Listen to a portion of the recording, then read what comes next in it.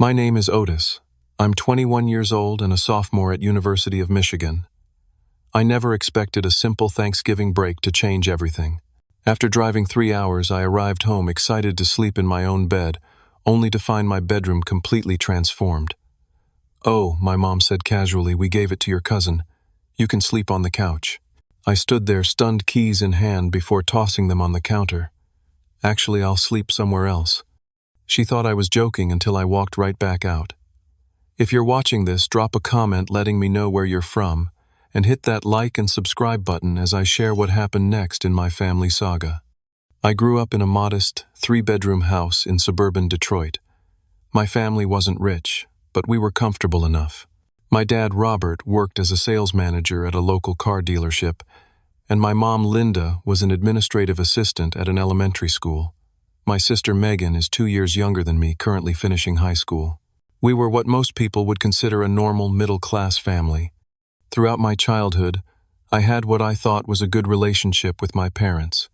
They came to my baseball games, attended parent-teacher conferences, and we had dinner together most nights. Looking back now, I can see the cracks that were always there. But as a kid, you don't question the way your family operates. You just assume that's how all families work. Getting into University of Michigan was a dream come true. I'd worked hard through high school, maintaining a 3.8 GPA while playing varsity baseball and working weekends at a local grocery store. My parents had always told me that education was important, so I assumed they'd be thrilled when I got accepted. They were happy, but their excitement quickly turned to concerns about money. "Do you know how expensive that school is?" my dad had asked, looking at the acceptance letter like it was a bill he couldn't pay. State college would be half the cost. I understood their concerns. College is expensive, and my family didn't have a college fund set aside for me. To make it work, I took out student loans, applied for every scholarship I could find, and continued working part-time jobs. I worked 20 hours a week at the campus bookstore while taking a full course load. During summers, I picked up construction work that paid better than retail. I was doing everything I could to minimize the financial burden on my family. Still, whenever money came up in conversation with my parents, there was always an undercurrent of resentment. "We had to cut back on our vacation this year," my mom would mention, as if my tuition was directly responsible for canceling their annual trip to Florida. Never mind that they still went just for 5 days instead of 7. The first sign that something was changing at home came during my freshman year spring break. I noticed small things in my bedroom were different. My desk had been rearranged. Some books were missing from my shelves. When I asked about it, my mom casually mentioned that my cousin Jake sometimes used my room when he visited. Jake was 19, the son of my mom's sister, Aunt Debbie. He dropped out of community college after 1 semester and had been finding himself ever since. From what I gathered through family conversations, this meant working occasional jobs before quitting playing video games and relying on family members for support. "He's going through a rough patch," was my mom's standard explanation whenever Jake made a poor decision or needed money. I never understood why my parents were so quick to make excuses for him while holding me to much higher standards. During my freshman year, Jake had apparently hit a particularly rough patch.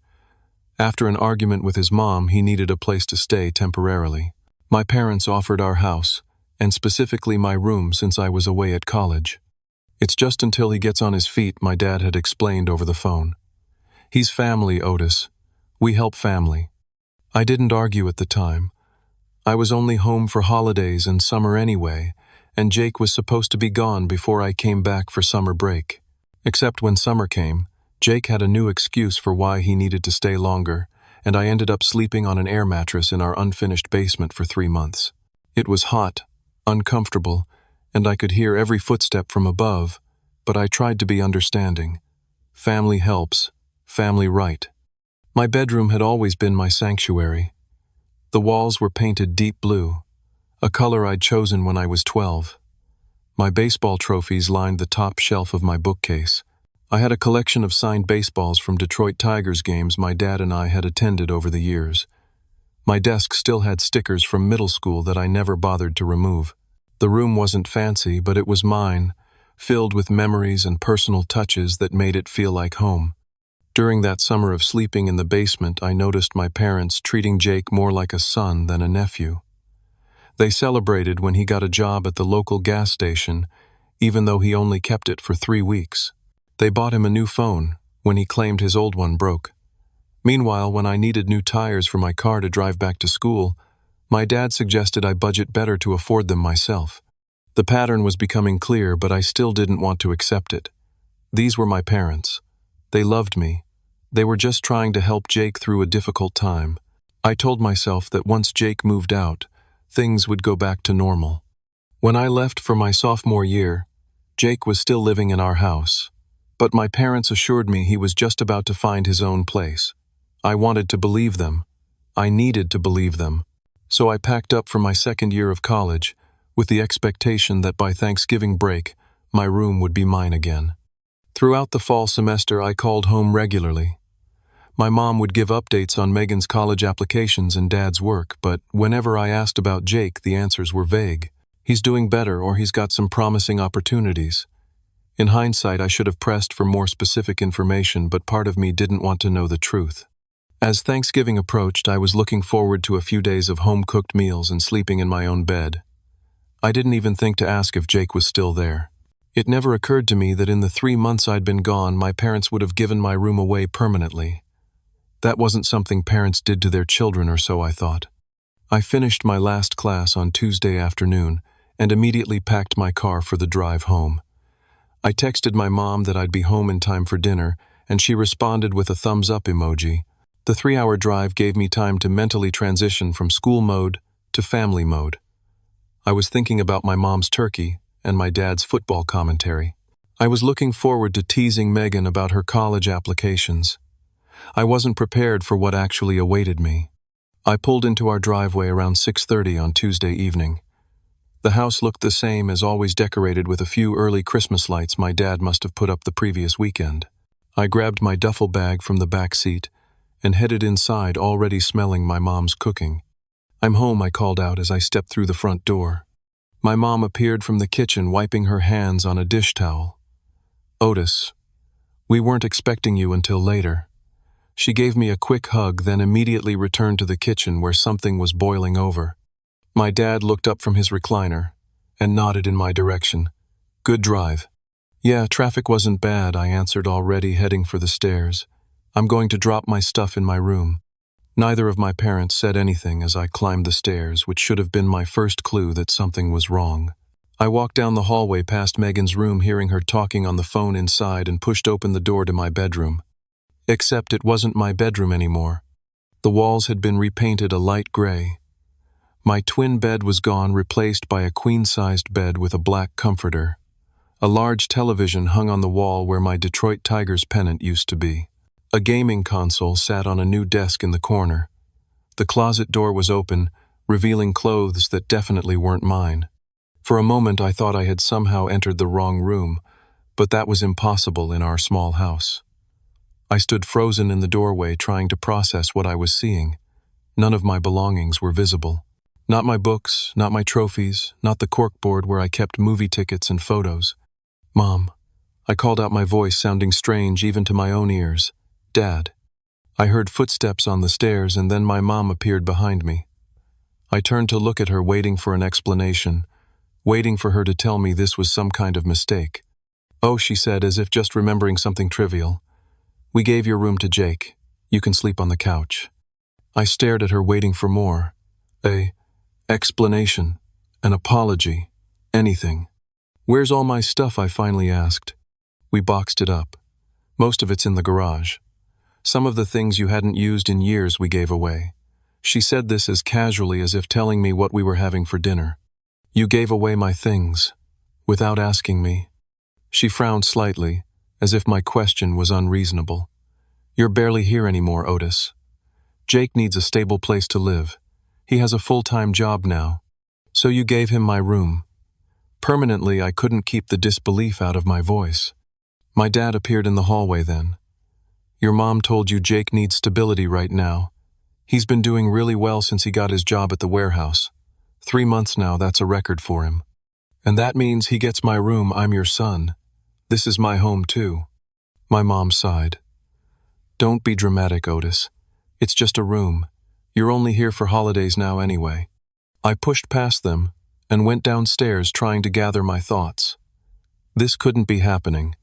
Parents don't just give away their child's bedroom and belongings. I needed to understand what was going on.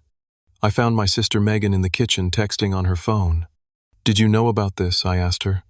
She looked up, at least having the decency to appear uncomfortable. "About Jake getting your room." "Yeah, they did it like 2 months ago." 2 months. And nobody thought to tell me? She shrugged. "Mom said they'd tell you when you came home for Thanksgiving. I guess they just did." This wasn't a spur-of-the-moment decision. They've been planning this. Jake's job is close by.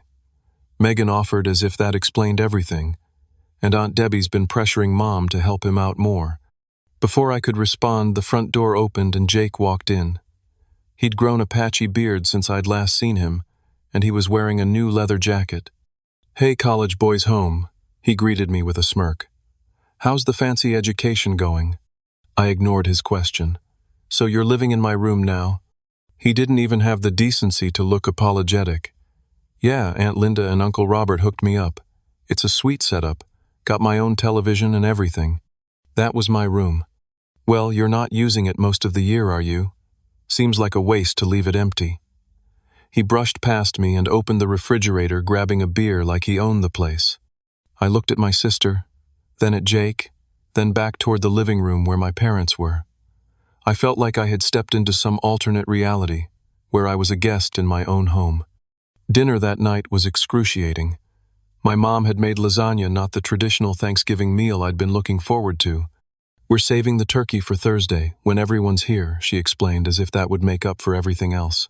I picked at my food while my parents asked Jake detailed questions about his job at the warehouse. They listened attentively as he described his promotion to forklift operator, something he'd apparently achieved last week. "We're so proud of you," my mom told him, reaching over to squeeze his arm. I couldn't remember the last time she'd said she was proud of me, despite maintaining a 3.7 GPA while working part-time. After dinner, I helped clear the table, mostly to have something to do. I could hear my parents in the living room, their voices just low enough that I couldn't make out the words. I moved closer to the doorway. "He's being selfish," my dad was saying. "Jake needed a break and Otis is barely here anyway." "He'll get over it," my mom replied. "He needs to grow up and understand that the world doesn't revolve around him. College has given him an inflated sense of entitlement." I stepped back, their words hitting me like physical blows. In their eyes, I was the selfish one for being upset that they had given away my room and belongings without even consulting me.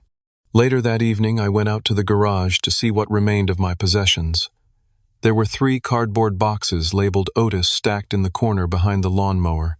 I opened the first one to find books and papers haphazardly thrown together. My baseball trophies were in the second box, several of them broken. The third box contained random items from my desk drawers. But many things were missing. My collection of signed baseballs was nowhere to be found. The vintage Tigers jersey my grandfather had given me before he died was gone. The framed photo of my high school baseball team after we won the state championship wasn't there.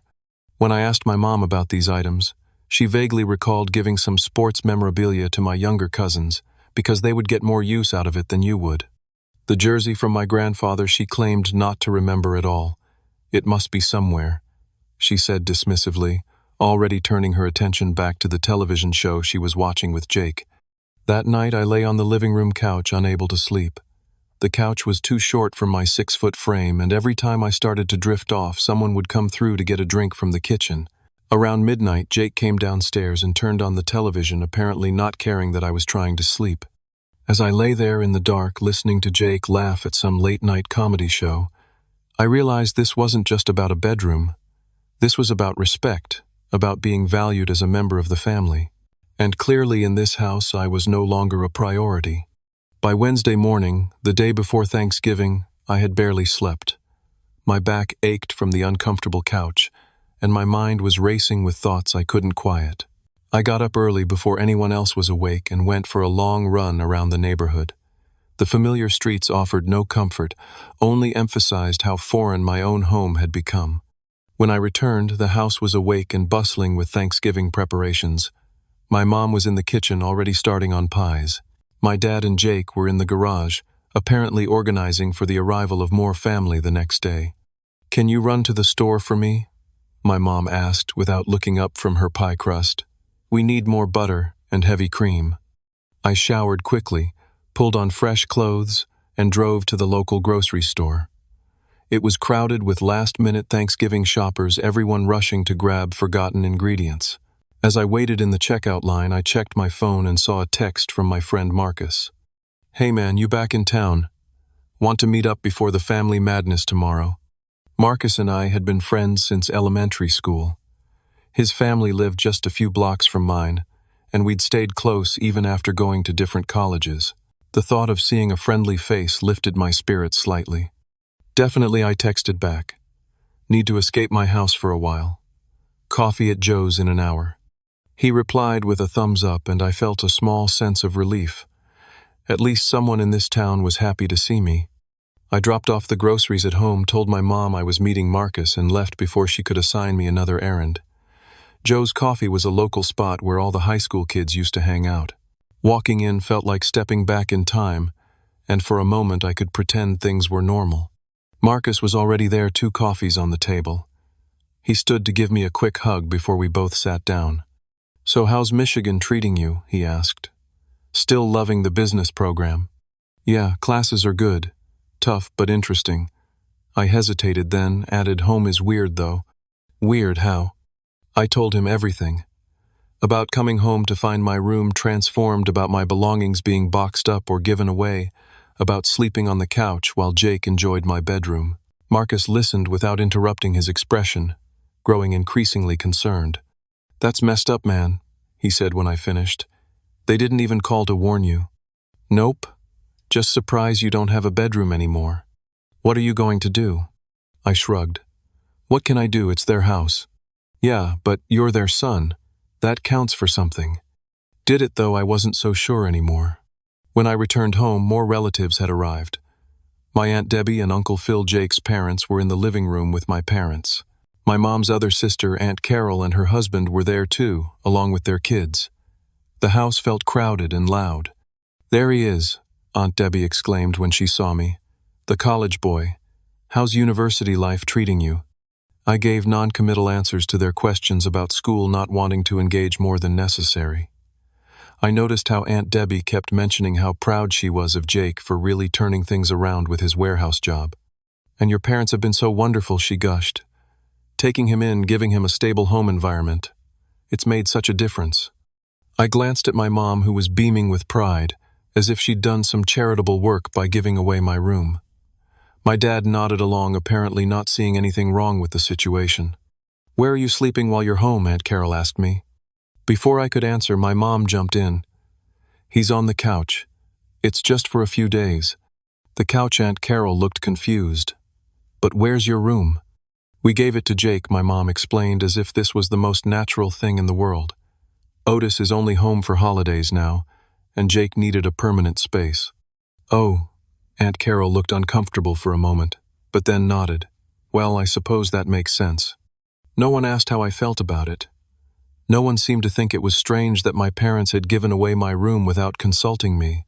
The final straw came later that evening.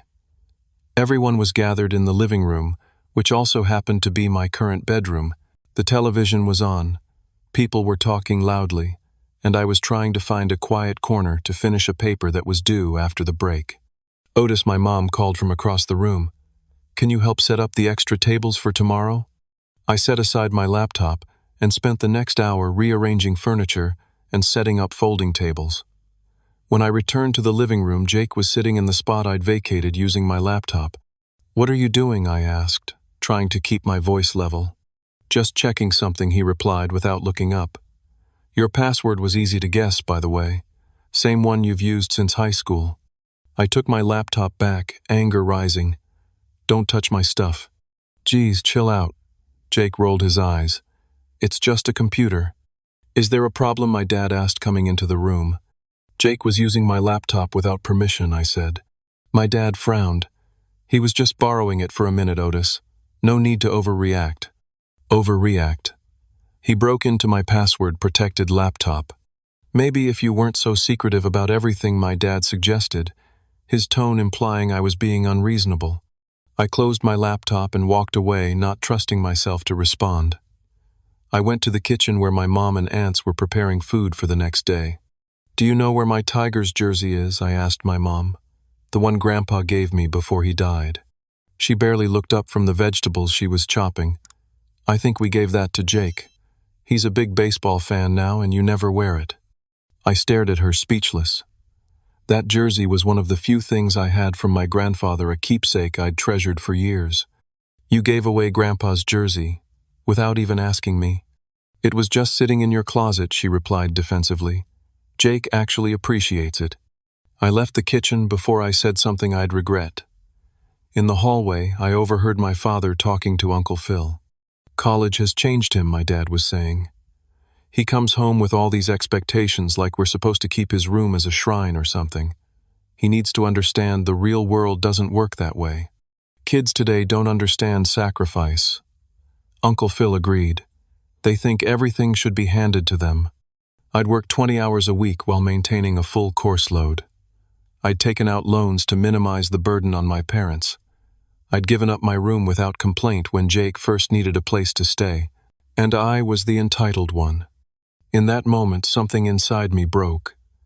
The illusion that my parents valued me as much as they valued Jake, or that they respected me at all, shattered completely. This wasn't a temporary situation or a misunderstanding.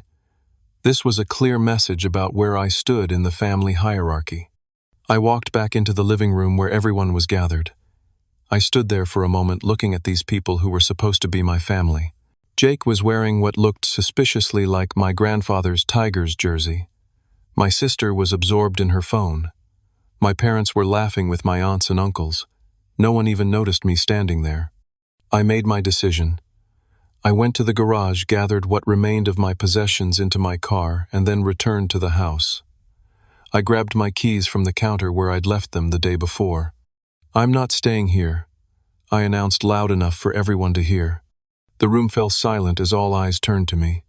"What do you mean?" my mom asked, frowning. "I mean, I'm not sleeping on the couch in my own home while Jake lives in my room and wears my grandfather's jersey. I'm going somewhere else." "Don't be ridiculous," my dad said dismissively. "Where would you go? It's Thanksgiving tomorrow." I tossed my keys on the counter with a deliberate clink. "Actually, I'll sleep somewhere else. I've already packed my car." My mom laughed nervously. "Otis, stop being dramatic. Of course you're staying here." "No," I said firmly.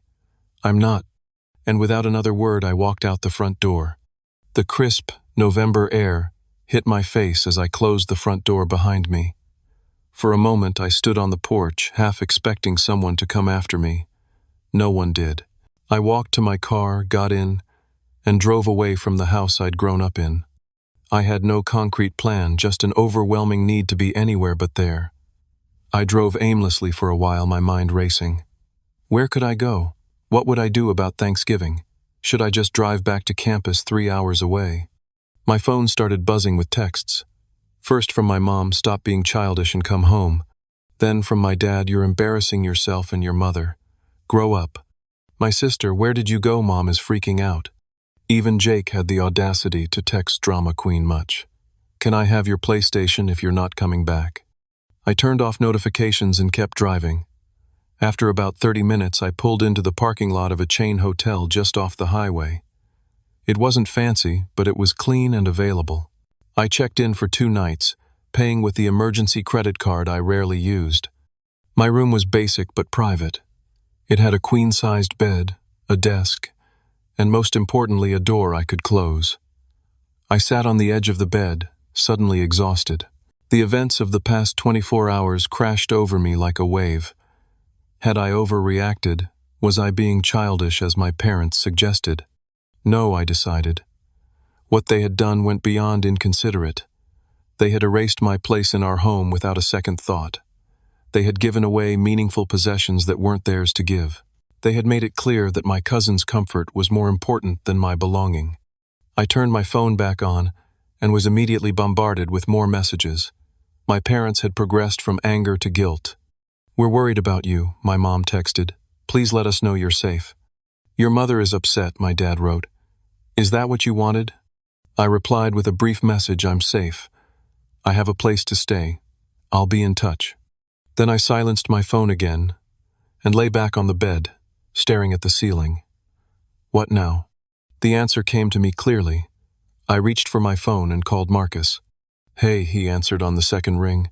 "You okay? I've been getting weird texts from Megan asking if I know where you are." "I left," I told him. "I couldn't stay there." "Left? Where are you now?" "Hotel off Highway 42. There was a pause. "A hotel? Dude, that's ridiculous. Hold on." I heard muffled voices as Marcus apparently covered the phone to speak to someone else. Then he came back on the line. "My mom says you're coming here. We have a guest room and you're joining us for Thanksgiving. No arguments." I felt a lump form in my throat. "Are you sure I don't want to impose?" "Impose? You're practically family. My mom's already making up the guest bed. Just get over here." 20 minutes later, I pulled into Marcus's driveway. He was waiting on the front porch and came to help me with my bags. His mom, Mrs. Sullivan, met us at the door. "Otis, honey," she said, pulling me into a hug. "Marcus told us what happened. You're staying with us as long as you need to." The Sullivans' house was smaller than my parents', but it had always felt warmer somehow. The guest room was tiny, just a twin bed and a small dresser, but it was private and offered freely. "Bathrooms down the hall," Mrs. Sullivan reminded me. "Towels are in the linen closet. Make yourself at home. We're having lasagna for dinner. Should be ready in about 30 minutes." I thanked her, genuinely touched by the simple kindness of being welcomed. "Marcus told us the basics," Mr. Sullivan said as we ate dinner around their kitchen table. "But I'm having trouble understanding how parents could just give away their child's room without discussion." I shrugged, embarrassed to be discussing my family problems. They've always had a soft spot for Jake. He's had a rough time and they want to help him. "At your expense." Mrs. Sullivan looked genuinely perplexed. "That's not right, Otis." "Have they always treated you this way?" Mr. Sullivan asked gently. The question made me think. Had they? There had always been small signs, instances where my achievements were downplayed while cousins or family friends were praised for lesser accomplishments. Times when my needs were set aside for others. The room situation was just the most egregious example of a pattern that had always existed. I guess I never saw it clearly before I admitted. That night in the Sullivans' guest room, I slept better than I had in months. The bed was small but comfortable, and more importantly, I felt respected and welcome. Thanksgiving Day dawned bright and clear. I woke to the smell of coffee and baking. For a moment, I felt a pang of guilt about not being with my family for the holiday. Then I remembered why I had left, and the guilt faded. My phone had accumulated more messages overnight. My parents had progressed from anger to concern to manipulation. "If this is about tuition, we can discuss it when you come home," my mom had texted, as if my reaction could only be about money. "Your sister is very upset that you've ruined Thanksgiving," my dad wrote, attempting to shift the guilt to me. Megan's messages were more direct. "Where are you? Mom keeps asking if I know where you went. She's telling everyone you had some kind of breakdown." That last part made me pause. A breakdown. Was that the narrative they were creating, that I was mentally unstable rather than justifiably upset? Around noon, Megan showed up at the Sullivans' house. "I figured you'd be here," she said when I answered the door. "Can we talk?" We sat on the front porch, the November air crisp around us. "Mom and Dad are telling everyone you're having mental health issues," she informed me. "They're saying the stress of college got to you, and you snapped over nothing." Over nothing. They gave away my room and my belongings without even asking me. Megan sighed. "I know. It's messed up. I told them they should have at least called you first. Would that have changed anything? Would they have reconsidered if I'd objected over the phone?" She looked away. "Probably not. They had already promised Jake he could stay as long as he wanted." We sat in silence for a moment. "Are you coming back?" she finally asked. "Not right now. The Sullivans invited me to stay for Thanksgiving. Mom's going to be upset." "I'm already the villain in their story," I pointed out. "Might as well skip the uncomfortable dinner, too." Megan left after extracting a promise that I'd text her later. As I watched her drive away, I felt a strange mix of sadness and relief. sad that my relationship with my family had deteriorated to this point, but relieved that I had drawn a line. Thanksgiving with the Sullivans was everything a family holiday should be. There was delicious food, genuine conversation, and not a hint of the tension that had characterized gatherings at my parents' house. Mrs. Sullivan made sure I had seconds of everything, and Mr. Sullivan shared stories about his own college days. Marcus's younger sister, Emma, asked about my classes with genuine interest. "You're welcome to stay through the weekend," Mrs. Sullivan told me as we cleaned up after dinner, "or longer if you need to." "Thank you," I said, meaning it more than she could know. "But I should probably head back to campus soon. I have assignments due after the break." The contrast between the Sullivans' generous hospitality and my own family's treatment of me was stark. This was how family was supposed to treat each other, with respect and consideration. That evening I called my academic advisor, Dr. Brown, who had given us his personal number for emergencies. "I'm sorry to bother you on Thanksgiving," I began. "Not a problem, Otis. What's going on?" I explained my situation briefly, focusing on the practical aspects rather than the emotional ones. I needed to know my options for winter break, which was coming up in just a few weeks. "You're not the first student to need alternative housing during breaks," Dr. Brown assured me. "The university keeps some dorms open for international students who can't go home. I can add you to that list for winter break." "What about costs?" I asked, concerned. "There's a fee, but we might be able to get it waived in your case. Let me look into it and get back to you." That night I sent a text to my parents. "I'm safe and staying with friends. I'll be returning to campus after the weekend. We can talk when I'm ready." It was short but clear. I was setting a boundary, perhaps for the first time in my life. The weekend after Thanksgiving passed quickly. I stayed with the Sullivans, who treated me like another son. Mrs. Sullivan insisted on cooking big breakfasts, and Mr. Sullivan invited me to watch football with him. It was a glimpse into what family support should look like. On Saturday, Marcus and I met up with some other friends from high school who were home for the break. We gathered at our old hangout spot, a pizza place that hadn't changed since we were 15. "So you're just not going back home at all?" asked Derek, who had been on the baseball team with me. "Not right now," I confirmed. "Maybe eventually, but things need to change first." "That's rough, man," he said sympathetically. "But I get it. My parents pulled something similar with my sister last year. Not as bad as giving away her room, but they definitely favor my younger brother." "How's she handling it?" I asked, curious how others navigated family dysfunction. "She limited contact for a while. Only sees them on major holidays, keeps conversations superficial. It sucks, but she says it's better for her mental health." It was reassuring to hear I wasn't alone in dealing with family issues. As we talked, I realized many of my friends had complicated relationships with their parents, though few had experienced anything quite as extreme as having their bedroom given away. Sunday afternoon, I received a text from my roommate, Ben. "Hey, heard from your sister that things are rough with your family. You okay?"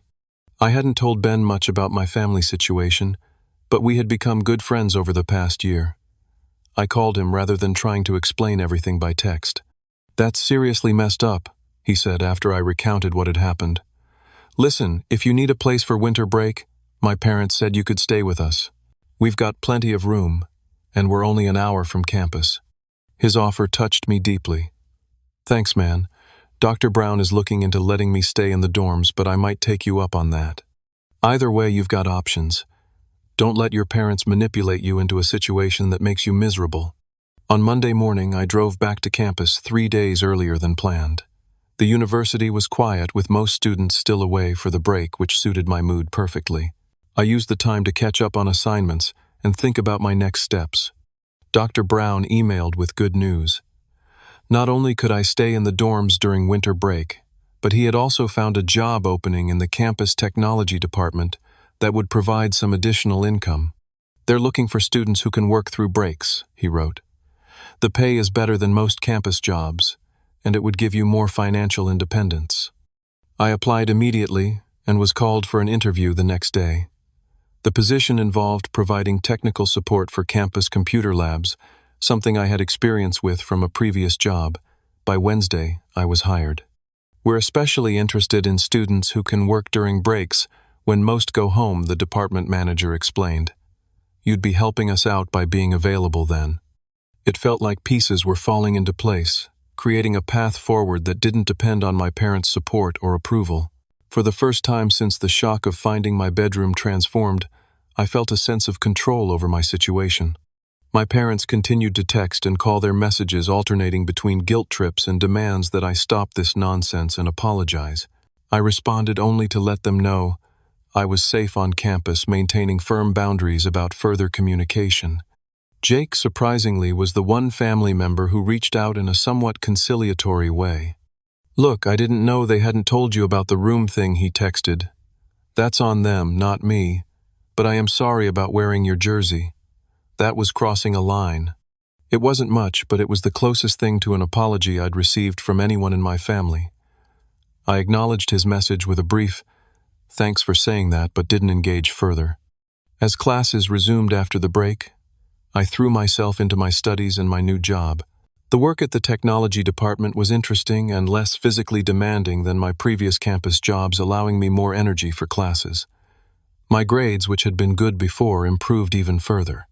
My roommate Ben became an even closer friend, offering support without judgment. He invited me to his family's home for weekend visits, introducing me to his parents, who welcomed me warmly. "Our house is always open to you," Ben's mom told me during my first visit. "Any friend of Ben's is family to us." That word family had taken on new meaning for me. I was beginning to understand that family wasn't just about blood relations or legal ties. It was about respect, consideration, and mutual support. By that definition, the Sullivans and Ben's family were showing me more family love than my biological relatives had in years. As winter break approached, I continued to maintain limited contact with my parents. They had progressed to offering compromises, suggesting I could have my room back next summer, or that they would discuss returning some of my belongings. "Too little, too late," Marcus commented when I showed him these messages. "They're only offering because there were consequences to their actions." He was right. If I had simply accepted sleeping on the couch and having my possessions given away, nothing would have changed. It was only my departure and continued absence that prompted any reconsideration on their part. 2 weeks before winter break, Dr. Brown suggested I meet with a counselor at the university's mental health center. "What you're going through with your family is significant," he explained. "Having professional support could be beneficial." I was hesitant at first, still carrying the stigma many young men feel about seeking mental health support. But after my first session with Dr. Rivera, I wished I'd started counseling sooner. "What your parents did wasn't just inconsiderate," she told me during our first meeting. "It was a fundamental breach of trust. Your reaction wasn't an overreaction, it was a healthy response to an unhealthy situation." Her validation helped me understand that I wasn't being overly sensitive or childish, as my parents had suggested. I was setting appropriate boundaries after years of having them violated. With Dr. Rivera's guidance, I began to see patterns in my family's behavior that I had normalized over the years. The constant prioritizing of extended family over my sister and me, the dismissal of my feelings and achievements, the expectation that I would always accommodate others without complaint. "These aren't healthy family dynamics," Dr. Rivera explained. "And recognizing that doesn't mean you don't love your family. It means you're seeing the situation clearly, perhaps for the first time." By the time winter break arrived, I had a clear plan. I would stay in the dorms, work at my new job, and use the time to focus on my own well-being. I had politely declined Ben's invitation to join his family for Christmas, feeling I needed the solitude to process everything that had happened. My sister Megan called the day before break began. "Mom and Dad want to know if you're coming home for Christmas," she said, her tone cautious. "I'm not," I told her. "I'm staying on campus." "They're really upset, Otis. They've been telling everyone you're going through a phase or having a breakdown. That's their narrative. It's not the truth." "I know," she admitted quietly. "After seeing how they handled things with you, I'm starting to notice stuff I never did before. The way they always cave to whatever Aunt Debbie wants. How they never seem to take our side in anything." It was heartening to hear Megan developing her own awareness of our family dynamics. She was still living at home, still subject to our parents' direct influence, but she was beginning to question things she had previously accepted. "Just be careful," I advised her. You still have to live with them until you graduate. I'm applying to colleges further away, she confided, not just the local ones they want me to consider. I smiled at that small act of rebellion. Good for you. As winter break began and campus emptied out, I found unexpected peace in the quiet dorms. My job kept me busy during the day, and in the evenings I explored hobbies I'd never had time for before. I started running regularly, joined an online book club, and even took a free online course in personal finance. On Christmas Day, I received a package from my parents. Inside were some of my missing belongings, including 2 of the signed baseballs from my collection, though not my grandfather's jersey. There was also a card with a check for $500 and a note that read, "We hope you'll reconsider your decision and come home. We miss you. Love, Mom and Dad." It was the first acknowledgement that they might have done something wrong, though they still couldn't bring themselves to actually apologize. The check felt like an attempt to buy my return rather than address the real issues. I put the check in my desk drawer, unwilling to cash it but not quite ready to return it either. It represented a complicated mix of genuine parental concern and continued manipulation that I wasn't prepared to untangle yet. That evening I video called Marcus and his family, who were gathered for their Christmas dinner. They showed me their tree and gifts, and Mrs. Sullivan held up a present they had for me: "Whenever you want to come by and get it." Later I spoke with Ben, who was enjoying a noisy family Christmas with cousins and grandparents. "Miss you, man," he said. "It's not the same without your sarcastic commentary." These connections, these chosen relationships, were sustaining me through what could have been a very lonely holiday. They reminded me that while I might be physically alone in an empty dorm, I was far from alone in the world. As January arrived and the spring semester began, I settled into a new normal. My classes were challenging, but engaging my job at the technology department was going well, and I had established a routine that felt stable and productive. I continued meeting with Dr. Rivera weekly, working through my feelings about my family situation. At some point she suggested during one session, "You may want to have a direct conversation with your parents about what happened and what needs to change for your relationship to improve." "I'm not sure they're capable of hearing me," I admitted. "They've never been good at acknowledging when they're wrong." "That may be true," she agreed, "but expressing your feelings and boundaries clearly gives you closure regardless of how they respond." She was right. While I had physically removed myself from the situation, I hadn't fully processed it emotionally. There were still unresolved feelings, things left unsaid that needed saying. In early February, I decided it was time. I texted my parents asking if I could come by the house on the coming Saturday to collect more of my belongings. My mom responded immediately with enthusiasm, clearly hoping this was the first step toward things returning to normal. "We'll make your favorite dinner," she texted, missing the point entirely. I clarified that I would only be there briefly to get my things, not staying for a meal. I asked Marcus if he would come with me, partly for emotional support and partly to help load boxes into my car. Of course, he agreed without hesitation. "I've got your back." Saturday arrived, and I felt a mix of anxiety and determination as I drove the familiar route to my parents' house. Marcus sat beside me, offering quiet encouragement. "Remember," he said as we pulled into the driveway, "you don't owe them anything. Say what you need to say, get your stuff, and we're out." My mom answered the door before I could even knock her expression, a forced brightness that didn't reach her eyes. "Otis, it's so good to see you." She moved as if to hug me, but I stepped back, slightly maintaining distance. Her smile faltered. My dad appeared behind her, his greeting more subdued. "Son." I nodded acknowledgement but didn't smile. "I'm here for my things." Of course," my mom said, ushering us inside. "We've gathered everything up for you. It's in boxes in the living room." The house looked the same as it always had, yet felt completely different to me now. What had once been home now felt like a place I was visiting, with all the awkwardness that entailed. Jake wasn't there, which was a small relief. My sister Megan came downstairs when she heard us, greeting me with a genuine hug. "How's campus?" she asked, her question carrying multiple meanings.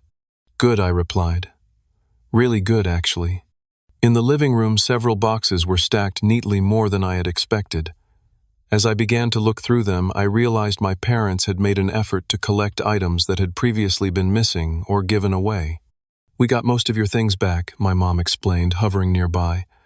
Your Aunt Debbie had your baseball collection, and your cousins returned those books they borrowed. I nodded, continuing to sort through the boxes. My grandfather's Tigers jersey was noticeably absent. Jake still has the jersey, my dad said, as if reading my thoughts. He's very attached to it. I looked up at him, meeting his gaze directly. That jersey was from Grandpa. It wasn't yours to give away. My dad shifted uncomfortably.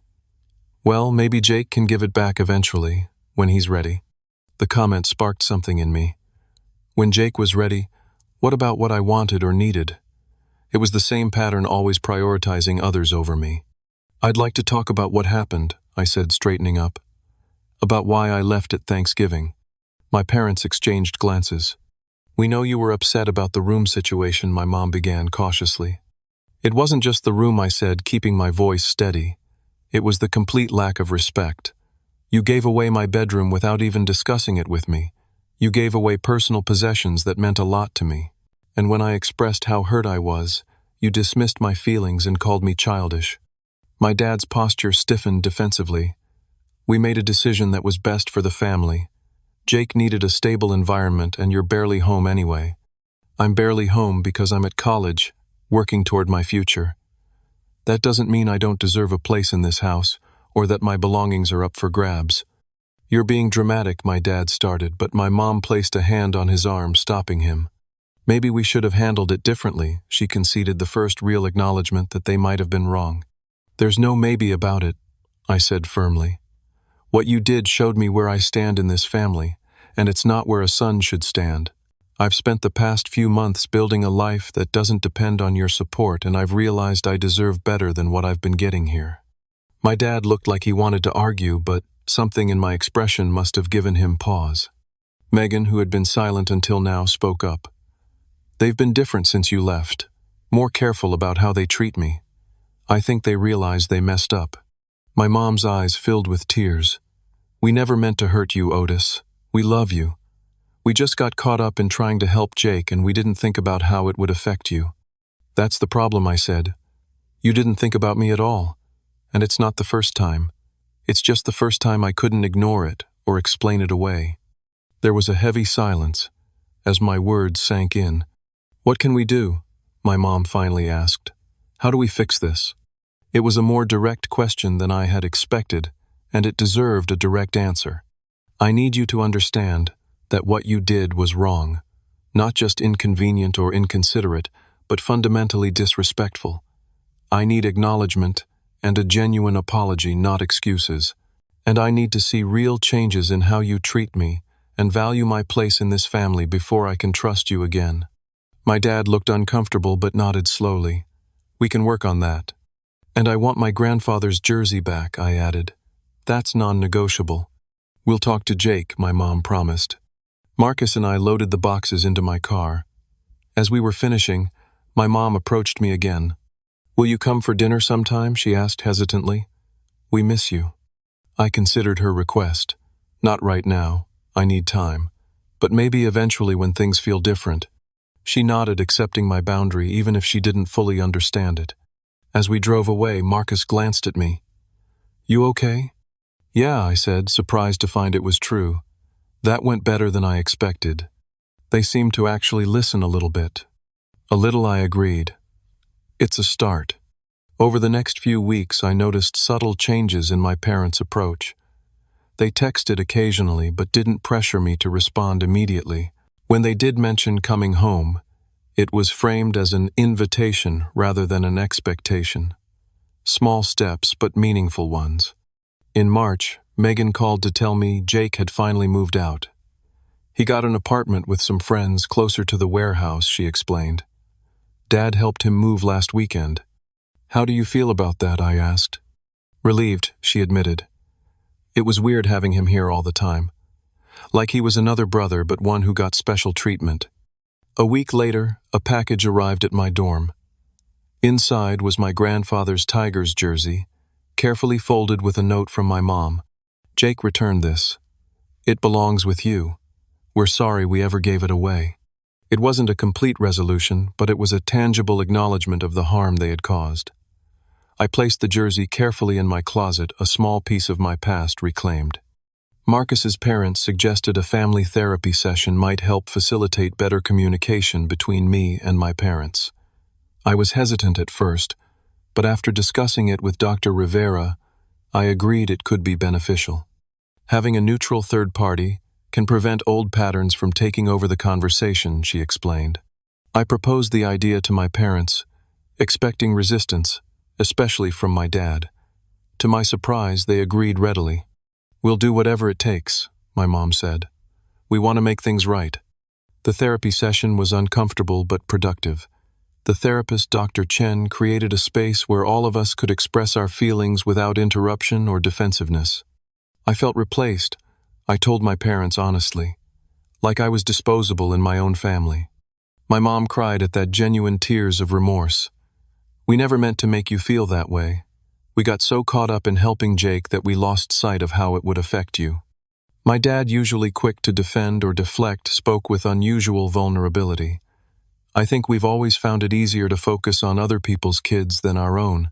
With you and Megan, we set high expectations and then took it for granted when you met them. With Jake and your other cousins, any small achievement seemed like a big deal because our expectations were lower." It was the most insightful thing I'd ever heard my father say about our family dynamics. For the first time, I felt like he actually saw the pattern that had hurt me. Dr. Chen guided us toward establishing new boundaries and expectations. We agreed to regular phone calls, but with the understanding that I would visit home only when I felt comfortable doing so. My parents committed to asking before making any decisions that affected me, even indirectly. "This is just the beginning of the conversation," Dr. Chen reminded us as the session ended. "Rebuilding trust takes time and consistent effort from everyone." As spring semester progressed, I maintained my independence while allowing for careful reconnection with my family. My parents seemed genuinely committed to changing their behavior, though there were occasional slips into old patterns that required gentle correction. When I did finally visit home again in late April, I found my old bedroom had been restored, painted back to its original blue. My desk and bookshelf were in their original positions, though the room still felt different, altered by what had happened. "We wanted you to know you always have a place here," my mom explained as she showed me the room, "even if you don't use it much anymore." It was a gesture that meant more than the physical space itself. It represented an acknowledgement of my place in the family, my right to belong even when I wasn't physically present. That visit was brief but civil, a small step toward a new kind of relationship with my parents. Not the unquestioning dependence of childhood, but not complete estrangement either. Something in between based on mutual respect rather than obligation. As the school year ended and summer approached, I had options I hadn't imagined back in November. I had secured a paid internship in Ann Arbor that would allow me to stay near campus. My financial aid package for the next year had increased thanks to Dr. Brown's advocacy. I had friends who valued and respected me, and a growing sense of confidence in my ability to navigate difficult situations. I had also learned something valuable about family, that sometimes walking away, even temporarily, is necessary for healing, that love without respect isn't enough, and that family can be found and created in unexpected places when your biological one falls short. 1 year after that fateful Thanksgiving break, I found myself driving home again, this time with a very different mindset. The past 12 months had transformed me in ways I couldn't have imagined when I first walked out of my parents' house that November evening. Academically, I'd thrived. My focus on schoolwork and reduced family stress had resulted in a 3.9 GPA for the year. The job at the technology department had evolved into a research assistantship with one of my business professors, leading to opportunities I wouldn't have had otherwise. Financially, I'd achieved a level of independence that gave me security and confidence. Between scholarships, my campus job, and careful budgeting, I no longer depended on my parents for basic expenses. They still contributed to my tuition, but it was now a choice rather than a necessity, removing the leverage they had once held over me. Most importantly, I'd developed a clearer understanding of healthy relationships and personal boundaries.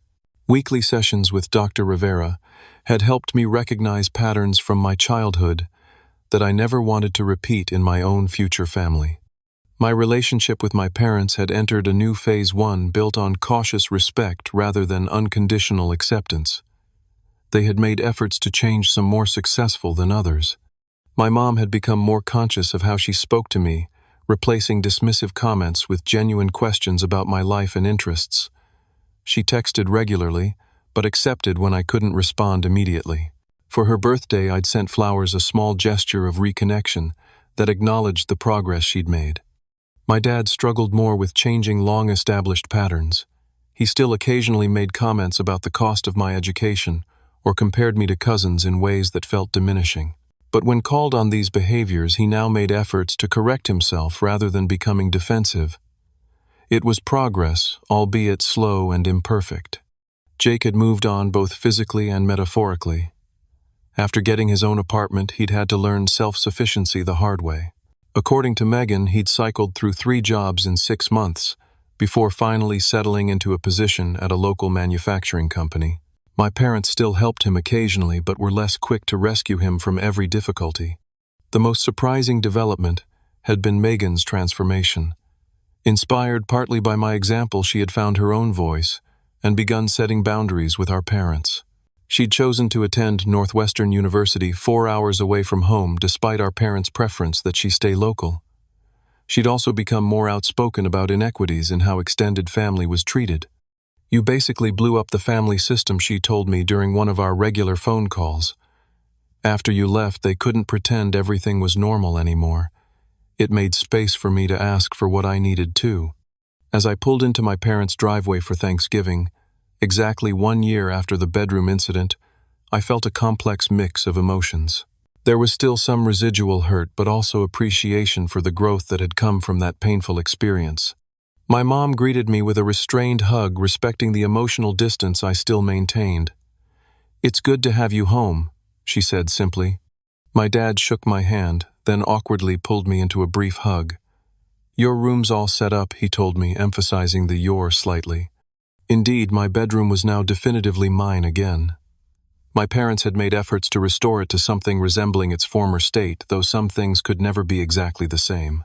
The walls were blue again. My desk was in its familiar corner, and my remaining sports memorabilia was displayed on the shelves. They had even created a new display for my grandfather's Tigers jersey, now framed behind glass on the wall. It was both an acknowledgement of past wrongs and a promise not to repeat them. Thanksgiving dinner that year was smaller than usual. Aunt Debbie and Uncle Phil were there with their younger children, but Jake had chosen to spend the holiday with friends. The atmosphere was noticeably different: conversations, more genuine and less performative. During a quiet moment after dinner, my mom found me alone in the kitchen. "I've been thinking a lot about last year," she said, her voice soft. "About how we made you feel unwelcome in your own home."